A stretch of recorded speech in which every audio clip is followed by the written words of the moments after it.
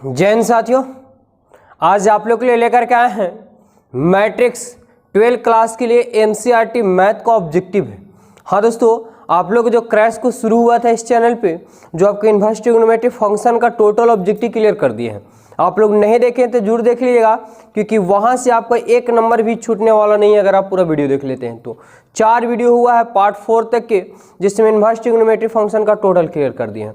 तो आज वो समाप्त करके लेकर के आ चुके हैं आप लोग बीच में मैट्रिक्स का, यानी मैट्रिक्स जिसको आव्यूह बोलते हैं हिंदी में, आव्यूह का मोस्ट इंपोर्टेंट ऑब्जेक्टिव। टोटल का टोटल क्लियर हो जाएगा, एक नंबर भी सवाल एग्जाम में छूटने वाले नहीं है आप लोग से। आप लोग वीडियो में बने रहेगा और देखिए कैसे क्लियर होता है। तो पहले ऑब्जेक्टिव बताने के पहले थोड़ा सा मैट्रिक्स के बारे में आप लोग को चर्चा कर लेते हैं। तो मैट्रिक्स किसे कहते हैं? तो एक आयताकार के अंतर्गत, एक आयताकार के अंदर जितने भी अवयव उपस्थित रहते हैं उसे ही मैट्रिक्स कहते हैं। जैसे मैट्रिक्स को ABCD का कैपिटल अक्षर A से सूचित किया जाता है। आप डेल भी दे सकते हैं, ऐसे A से ही सूचित किया जाता है।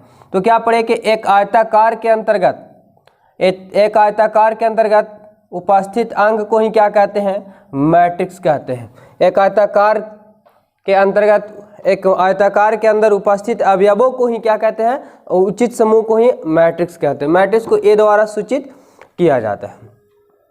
ये हमारा जो हो गया तो मैट्रिक्स, देखिए ये भी आपका ये मैट्रिक्स हो जाएगा। जैसे 2 4 7 5 कोई भी संख्या ले सकते हैं, ये भी मैट्रिक्स हो गया। एक आयताकार के अंतर्गत उपस्थित सभी अवयवों के समुचित रूप को ही क्या कहते हैं? मैट्रिक्स कहते हैं।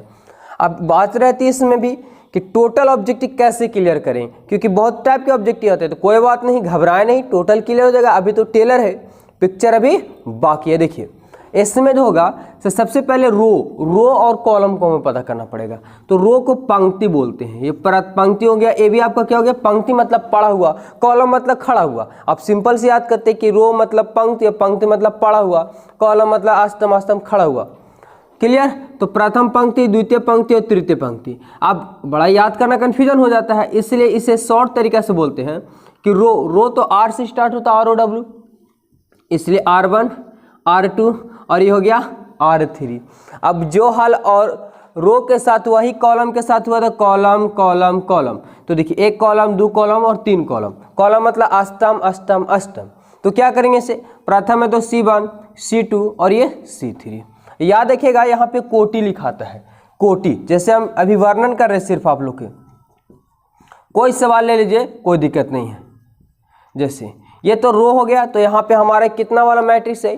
तो 3 रो है। देखिए 1 रो 2 रो और 3 रो, और कॉलम कितना है? तो 3 हो गया। तो पहले याद रखिए कि पहले रो उसके बाद ही कॉलम लिखा जाता है, RC। पहले रो उसके बाद ही कॉलम। तो कोटि कैसे निकलता है? तो पहले रो, तो रो कितना हो गया? 1 2 3। कॉलम कितना हुआ? तो कॉलम 1 2 3, तो 3 गुने 3। पूछ देगा कि इस मैट्रिक्स का कोटि कितना? तो 3 गुने 3 हो जाएगा। अगर आपसे ये पूछ दे, अब ये दे दे सवाल आपका ये कि इसका कोटि क्या होगा, तो कैसे निकालेंगे कोटि? तो पहले रो उसके बाद ही कॉलम, मतलब पहले रो तब खो, ऐसे भी याद कर सकते हैं हम लोग। तो पहले रो कितना? तो 1 2 3 है, और कॉलम कितना है? 1 और 1 2, तो 3 गुने 2। तो आपको दिक्कत नहीं हो रहा होगा रो समझने में और कॉलम समझने में और कोटि समझने में।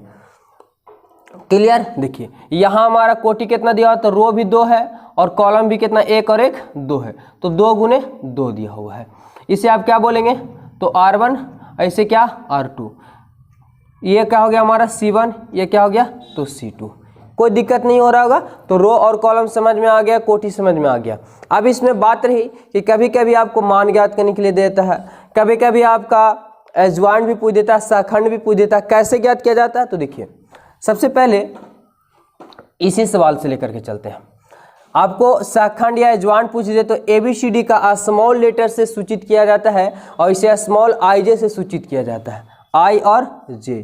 तो I पहले रो उसके बाद ही कॉलम, मतलब I का मान रो हो गया और J का मान C हो गया, यानी कॉलम जो बोलते हैं उसको C से सूचित किया जाता है।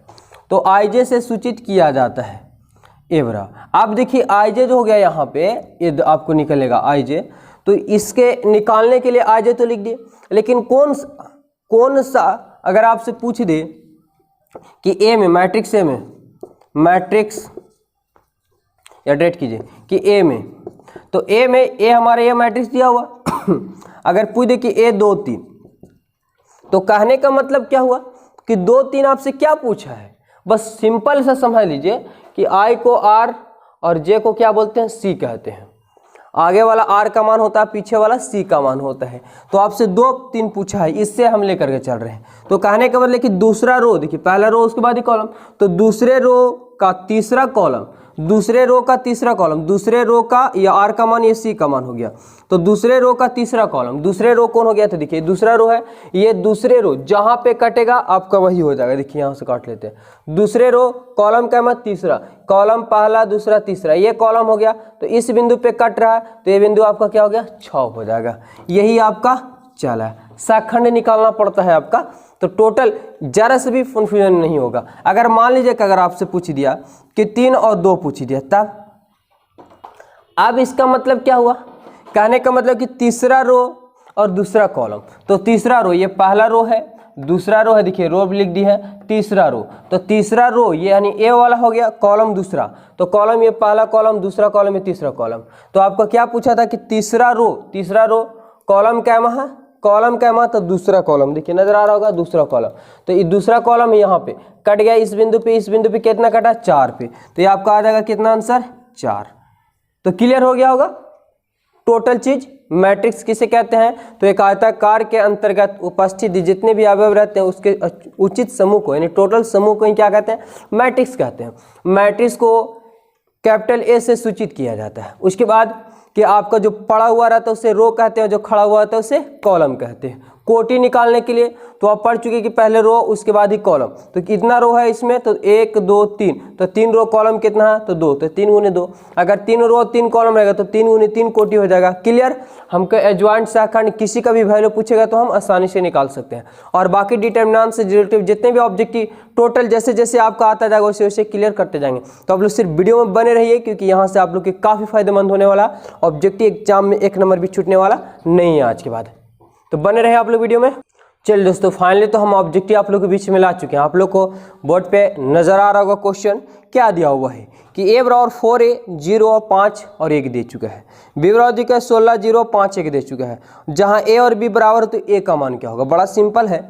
सवाल में पूछा कि a और b क्या है, आपस में बराबर है, तो a का मान जो है से आपके पास दिया हुआ है क्या, 4 अल्फा 0 5 और 1 बराबर, b का मान आपका क्या दे चुका है, तो 16 0 5 और 1, तो अल्फा का मान पूछा है। बड़ा इजी सा सवाल है, देखिए क्योंकि बीच में बराबर है, तो देखिए 5 बराबर 5, पहले का वैल्यू पहला के लिए, पहला वैल्यू पहला के लिए, दूसरा वैल्यू दूसरा के लिए, तीसरा वैल्यू तीसरा के लिए, चौथा वैल्यू चौथा के लिए, तो 5 बराबर 5 1 और 1 सभी तो बराबर है।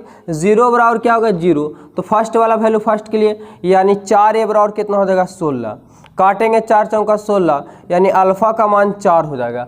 अब जब 4 हो जाएगा तो ऑप्शन कौन सा होगा, ऑप्शन नंबर सी आप धड़ाक से मार दीजिए, बिल्कुल आपका राइट आंसर हो जाएगा। एकदम इजी है, टोटल का टोटल क्लियर होगा, सिर्फ आप लोग वीडियो में बने रहे। और चैनल में पहली बार जुड़े हैं तो चैनल को जरूर सब्सक्राइब कर लीजिएगा, क्योंकि यहाँ से अभी तो स्टार्ट हुआ, हर चैप्टर बाय चैप्टर का ऑब्जेक्टिव सोल्यूशन मिलने वाला है आपको। तो चलते हैं अगले सवाल की ओर।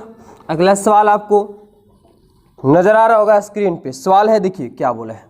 दूसरा में सवाल था कि cos theta minus sine theta और साइन थीटा कोस थीटा का मान पूछा है। तो एक बात और आप लोग को बता दें कि इससे जो होता है, देखिए ये मैट्रिक्स का संकेत हो गया, आयताकार जो हो गया सब मैट्रिक्स का संकेत हो गया, और ये जो हुआ ये डिटर्मिनेंट्स यानी सारणी का चिन्ह हो जाता है। सीधा एकदम कॉलम, मतलब समझ कि सीधा एकदम खंभा खड़ा है, इसमें मोड़ उड़ नहीं रहता है, तो क्या कहलाता है, डिटर्मिनेंट्स कहलाता है, सारणी कहलाता है, इसका मान निकल जाता है। और ये आपका क्या आ गया, मैट्रिक्स आ गया, जो आयताकार के रूप में रहता है। तो हमें दे चुका है, हमारे यहाँ दे चुका है, चलिए इसे कर लेते हैं। तो कुछ नहीं तो मान सकते हैं, डेल भी मान सकते हैं, ना भी मान सकते हैं, क्योंकि हमें ऑब्जेक्टिव है, ऑब्जेक्टिव सोल्व करना है। मान ऑप्शन भी आपको दे चुका है सभी में। तो क्या होता है, कैसे निकलता है, तो देखिए यहाँ पे हम एक आप लोग को बता दे रहे हैं। जैसे में मान लेते हैं ये आपका दे चुका है A11 A12 A12 A21 और A22, कैसे लिखा है ये भी हम आप लोग को सूचित कर देते हैं कि देखिए क्या A11 A1 के लिए होता है कि पहला रो होता है फिर दूसरा रो हो गया, यहाँ पे हम ले चले तो पहला कॉलम और ये दूसरा कॉलम हो गया। तो क्या पढ़े थे कि पहले रो उसके बाद ही कॉलम का मान लिखा जाता है। तो पहला रो है यानी ए और ए टोटल हो गया पहला रो। तो पहले आर का मान लिखा जाता है, तो कौन सा रो है, पहला रो है, तो 1 1। कौन सा रो है, तो दूसरा, तो 2 2। इधर से आप चलेंगे लास्ट में पीछे वाला, क्योंकि पीछे में कॉलम का मान रहता है। तो कॉलम कौन सा इधर, पहला, तो 1 1। कॉलम कौन सा, 2 2। तो देखिए वही हुआ 1 1 1 2 2 1 2 2 जो हम पहले लिखे थे, बात वही है। अब जो फॉर्मूला बनता है सो कैसे बनता है, तो देखिए ये डिटर्मिनेंट का संकेत होता है। इसे मोड ज्ञात कीजिएगा, इसे मोड बोलिए या मापक बोलिए। तो मोड निकालने के लिए होता है कि इधर से इधर गुना प्लस में, इधर से उधर गुना माइनस में होता है। यानी मुख्य विकर्ण प्लस में और विषम विकर्ण माइनस में। सम विकर्ण देखिए 2 2 4 हो गया, 1 और 1 2, सम विकर्ण हो गया। और इधर से इधर 2 1 3 यानी विषम संख्या है, इधर से इधर विषम। तो सम विकर्ण प्लस में, विषम विकर्ण माइनस में। कैसे, तो देखिए A1 1 और A2 2 ये होता है प्लस में, इधर से इधर गुना होता है। तो पहले इधर से गुना होता है, फिर इधर से गुना होगा तो माइनस में, क्योंकि विषम गुणक माइनस में आपका आया। कोई दिक्कत नहीं हो रहा है, ये आपका डिटर्मिनेंट्स के लिए मान ज्ञात करने के लिए फॉर्मूला बन गया। तो वही हाल यहाँ पे करेंगे। चलिए अगर ए माने हैं तो ए को मोड कर देंगे, इधर से इधर गुना होगा प्लस में, इधर से इधर गुना माइनस में हो जाएगा। कोस गुने कोस करेंगे, क्या हो जाएगा, कोस स्क्वायर थीटा। माइनस कहाँ से गया, तो फॉर्मूला से बन गया। फिर से अब देखिए साइन गुने साइन करेंगे तो minus plus minus minus sine square theta हो जाएगा। अब क्या, तो कोस स्क्वायर थीटा। आप देखिए यहाँ पर जी, तो माइनस माइनस प्लस हो जाएगा साइन स्क्वायर थीटा। और पढ़ चुके हैं आप लोग कि sine square theta plus cos square theta रहने पे कितना वैल्यू आता है, तो 1 होता है। यानी मोड ए जो हुआ हमारा मान जो है, इसका मान सो 1 आ गया। ऑप्शन नंबर क्या हो जाएगा, तो ऑप्शन बी बिल्कुल आपका राइट आंसर हो जाएगा। तो है ना जी। चलिए अगले सवाल की ओर बढ़ते हैं। अगर किन्हीं को जरा से भी चाहें तो इस फॉर्मूला को आप स्क्रीनशॉट मार सकते हैं, स्क्रीनशॉट ले लीजिए। चलते हैं अगले सवाल की ओर। सवाल नंबर अगला देखेंगे क्या बोला है। हर टाइप के सवाल आपको क्लियर होंगे और जरा सा भी कन्फ्यूजन नहीं होगा, जरा सा भी कन्फ्यूजन नहीं होने देंगे, क्योंकि यहाँ पे आपको निचोड़ दिया जा रहा है। देखिए सवाल क्या बोला है। सवाल है 1 0 0 1 प्लस 0 1 1 0 बराबर वाट, यानी क्या होगा। ऑप्शन भी, ये सवाल 2021 के एग्जाम में पूछा गया है। इतना इजी सवाल पूछा गया, बस आपको कॉन्सेप्ट समझना है। क्या हो जाएगा इसका आंसर, देखिए। तो आंसर याद करने के लिए सिंपल है कि बीच में जोड़ प्लस बोला तो जोड़ेंगे, माइनस रहेगा घटाएंगे, गुना रहेगा गुना कर देंगे, क्लियर। तो देखिए पहला वैल्यू पहले के साथ, दूसरा वैल्यू दूसरे के साथ, तीसरा वैल्यू तीसरे के साथ, चौथा वैल्यू चौथे के साथ। बस जो सामना सामने वाला है तो उसी के साथ क्रिया होता है। बीच में प्लस है तो जोड़ने के लिए हमें बोल दिया है। तो 1 में 0 जोड़ेंगे 1, और 1 में 0 में 1 जोड़ेंगे फिर 1, और 0 में 1 जोड़ेंगे 1, और 1 में 0 जोड़ेंगे 1 हो जाएगा आपका। तो यहाँ पे ऑप्शन जो है, सो ऑप्शन कौन सा नजर आ रहा है आप लोग को, एकदम सिंपल, एक ही बार में आंसर आ गया। ऑप्शन नंबर डी यहाँ पे धड़ाक से मार देंगे, हो जाएगा आपका राइट आंसर, क्लियर।